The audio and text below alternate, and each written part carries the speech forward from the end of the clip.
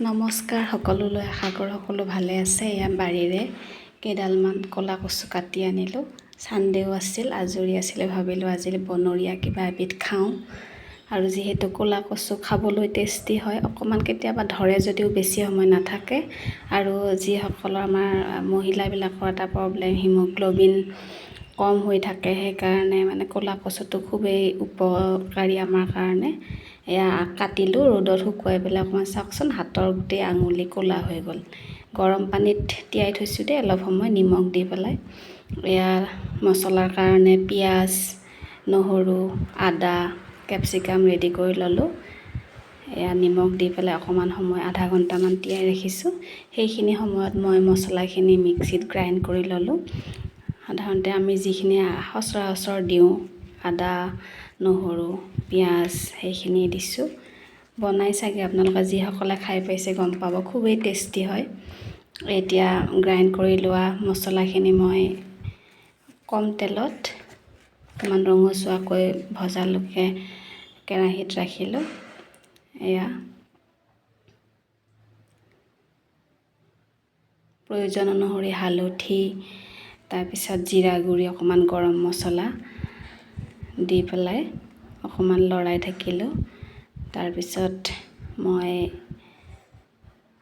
অলপ পানী ঢালি দিম, কাৰণ মছলাটো মানে তলত লাগি গ'লে যিহেতু ভাল নালাগে। আৰু পানী দিয়াৰ পিছত যেতিয়া পানীটো গৈ আকৌ তেল বিৰিঙিব, তেতিয়া মই কচুখিনি ঢালি দিম। আপোনালোকে বাৰু কেনেধৰণে বনাই ক'লা কচু কমেণ্ট কৰিবচোন। এয়া এতিয়া কচুখিনি দি দিলোঁ। কেতিয়াবা মই প্ৰেছাৰ কুকাৰত চিটি দুটা মাৰি তেনেকৈ পানীখিনি পেলাই মই তেনেকৈ বনাওঁ। আজি ভাবিলোঁ এনেকৈ মই গৰম পানীত তিয়াই পানীটো পেলাই ভাজি পেলাই তেনেকৈ বনাই চাওঁ।